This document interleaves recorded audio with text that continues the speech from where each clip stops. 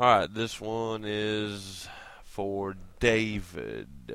It's late/early, so I'm going to miss something, Dave. But the point is, this will be number 6 on the Dyson drives, except this one will go into a strictly spherical Dyson instead of a plate Dyson or Dyson disc. Alright.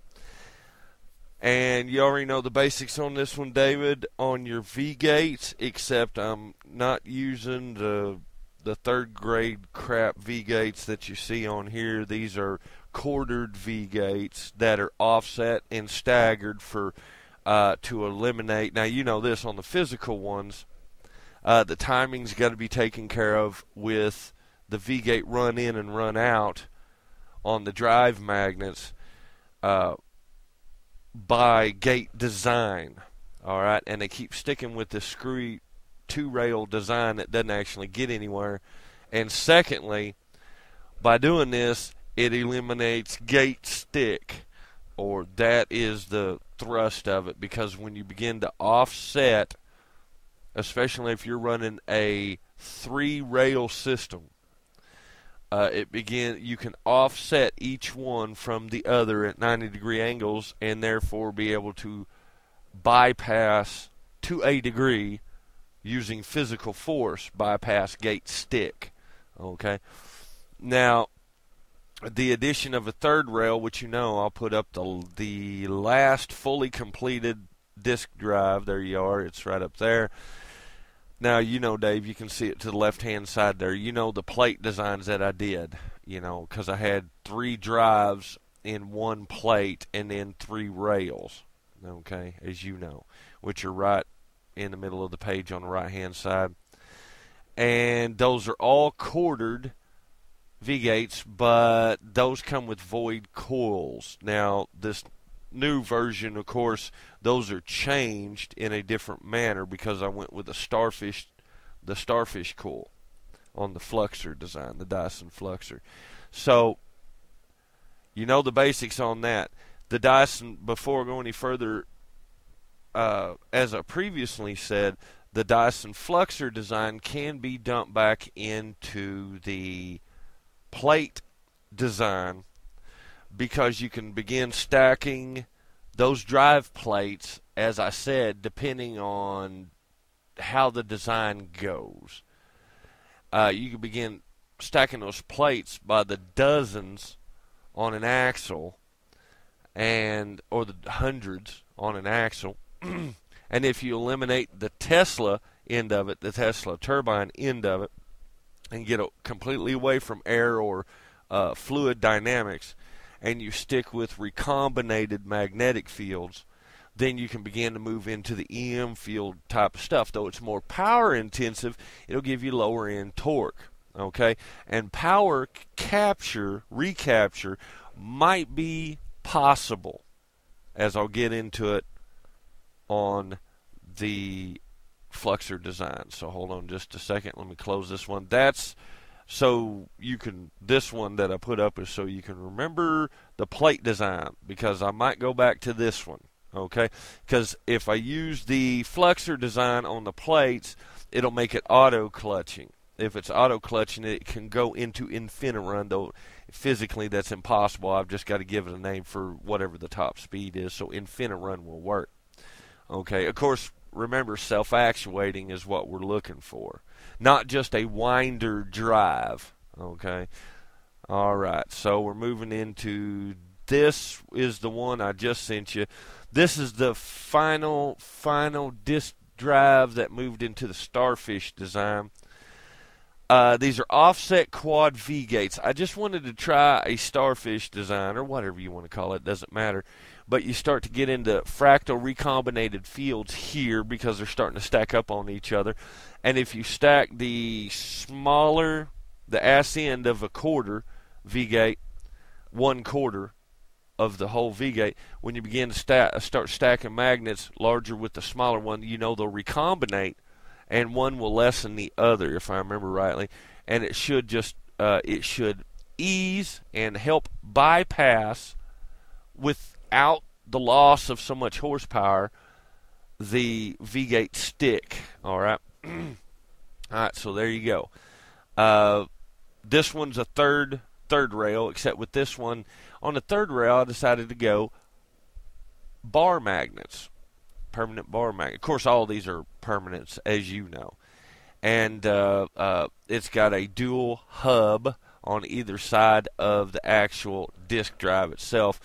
And the disk drive itself is like two pie plates put together, as you know. Okay? So the single rear is a solid unit with overhanging lips, and then the two drive hubs set in there. I know technically it's not a drive hub. Actually, the center drive is the drive, but I'm going to call it a stationary disc or drive disc because it imparts the motive force. So anyway, both of those set inside the rim that's created by the bar magnets overlaying. And of course, that V-gate is a singular V-gate. Quartered, but a singular V-gate, as you know. Anyway, that one's a really simple, and that was only for a single drive. All right. So anyway, you can see that might get interesting. I don't know how well the Starfish design would work, but I'm going to show you where we can get away from quite a bit of the timing problems on the phase firing, the timing. We can get away from the physical constraints by swapping into I got to say it twice, timing and, well, the firing, the phase firing. Now, this does not take into account how fast the field will collapse. But, if we started looking at rodent coils, that might make a difference. And, of course, the version I'm getting ready to put up here right now, the version I'm putting up does not put in fractal stator coils, two-dimensional, and they're not two-dimensional. It's just an easy way of saying really thin,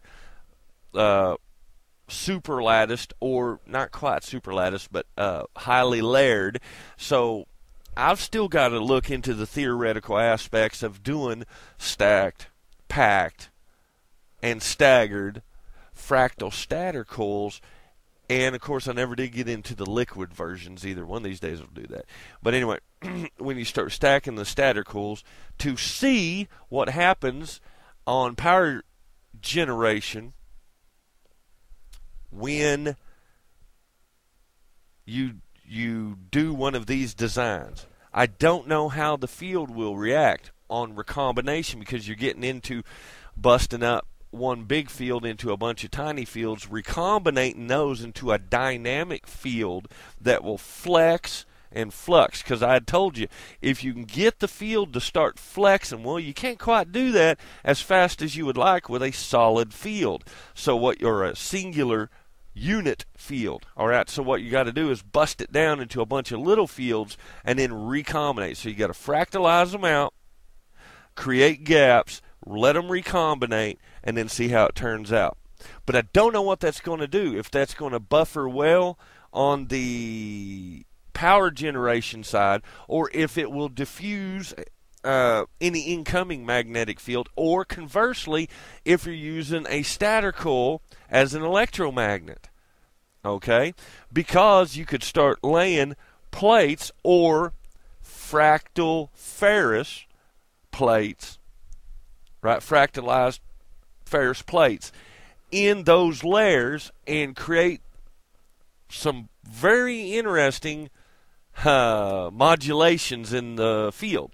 You could really make it flex and do the flux there and see what would come out of that. You might be able to also, this is completely theoretical, David, but you could also see if it amplifies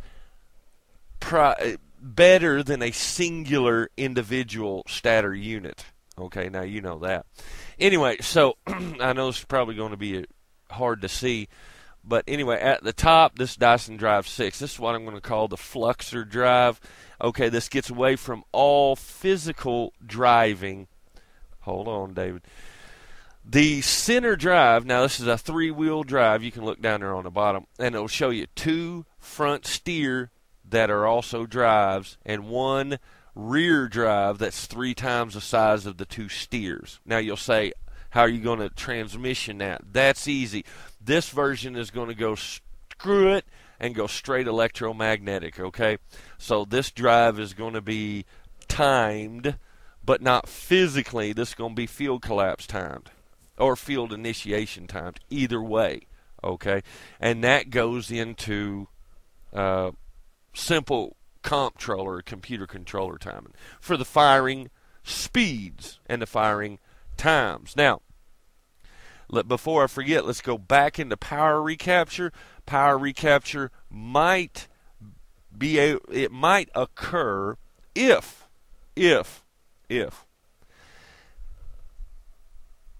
not the regular stator coils that I added in there. Those you can see on the third drawing in the middle of the page, not those. But if the field collapses fast enough and the phase timing is correct when each EM coil goes into idle phase, where nothing's happening, it's not firing and it's not reversing, to switch poles. If it's not doing that for braking or motive, then you might be able to recapture right quick some power. Okay, now as I told you, David, the frame will consist of hollow aluminum with basically acting as an Edison battery. Okay, all right. Now, as far as conversion-wise, I do not know how many volts we're talking about in something that big. Okay, so a converter of some type would be needed, but that's okay. This is only a design anyway, theoretical at best. Now, to my knowledge, this is the most advanced V-gate system on the planet, but I'm probably wrong even on that. But this was to get away from all manual input by the operator and go strictly with something that would be high torque. Okay. Now, this may suffer from some heat dissipation problems. Okay, it may do it. So I'll have to look into that. But at the end, I don't really care since it's just the design. So anyway, starting up at the top, it'll give you the top rail electromag setup, which is just a fender, a top fender setup. And as you know, you can see the next one in, it will be your tire, per se. It'll be vulcanized. It covers the entire sphere, okay? But the point was, it's got to have something on there. And then, of course, your Dyson sphere with your quartered top V-gate rail, okay? And then move down into your secondary motive V-gate, which is a single. This one I left to be a single gate, so it'll offset the physical timing. Okay, now you'll notice, David, you'll see how it's done.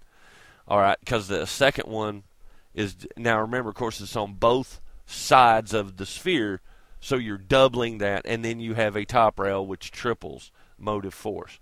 All right, so the inner track is the Starfish design. The reason I did the Starfish design was solely because of the physical run-in and run-out on the V-gate, so it would bypass the V-gate stick. But you knew that. Anyway, so I'm moving on. The second drawing shows the addition of the secondary and Starfish electromags, but they also have this hub mount also shows the two outside on the very far left and on the very right electromags just for the top rail, okay, but oblique to the side, but it should be just fine. Now, the third one will show it finished with the addition of the stator coils, but remember, these are just real basic stator coil designs. They weren't going to be huge because you're trying to get away from serious drag. And of course, with this many electromagnetics running, you're going to get some dissipation, some weird ass aspects happening. So I don't know if you'll be able to recapture in that way, which is why I said I wonder if when we get into the fractal stators, especially if you're going to use them as a motor coil, you know what I mean? When you get into that, I don't know how well they're going to work, but you saw, who was a CME? Yeah, CME, that finally did, after all of our works, when the CME group or whoever it was, I can't remember now, but when they started doing their experiments with recombinated magnetic fields, I told you what they were going to find, and they found it. They found that it's dynamic in nature, and it can do a lot of flexing, and if it can do flexing, it can do power generation with zero physical movement. Okay? So, the game is to bounce an electromagnetic field off of a permanent magnet field and let it flex across something along the lines of a fractal stator coil. But at this time, it's completely theoretical. But it's okay because you want it to collapse and initiate as fast as physically possible. Okay, anyway, so that's the design, David. That's what I was shooting for. Remember, I told you I wanted it to be a large scale or good low-end torque. You know what I mean? Good low-end torque. Now, of course, it's got a pony motor for the rear drive, but not for the fronts. Because you just got to get her going, and then she does all the rest herself, as this design is made to do. So, anyway, that's it, David. Still have not got into the liquid stator coils or any of the buffering. Especially, I wanted to get into copper. Well, you know, the copper carbon nanotube work, because you could end up making that if you put it in a buffer liquid, especially like an Edison battery. You could actually end up making a self-regenerative battery, all right, without outside input. Just a theory, though, and you know that. But any field that you would have to induce, let's say it's not completely self-regenerative, then any field you would have to induce would have to be low volt. You know, you could use a crappy solar panel and just dump it off in there, and then let the carbon copper nanotubes take over and act as miniature. Well, actually, on the atomic level, stator coils / generators, doing both at once, right? According to field collapse and field initiation. All right, so anyway, that is that. I think that's it, David. I told you I'm not going to do a redesign on this one except for the frame, obviously, but this was a rough design of the frame. I think if I was to do it again, I would remove the two front steer drives and redesign them more in a concave design. And in fact, probably go back to that hub design on the flat plate on version 5. Anyway, I've lost count of how many versions we've done now. So anyway, there you go. I don't think I need to do anything else, because if you go too far into this was meant to get away from the physical aspects and get into just field on field, which it's really close to doing it, but not quite, you know what I mean? I would like to do some theoretical work on the stator coils. I just haven't done it yet. But anyway, that is that, David.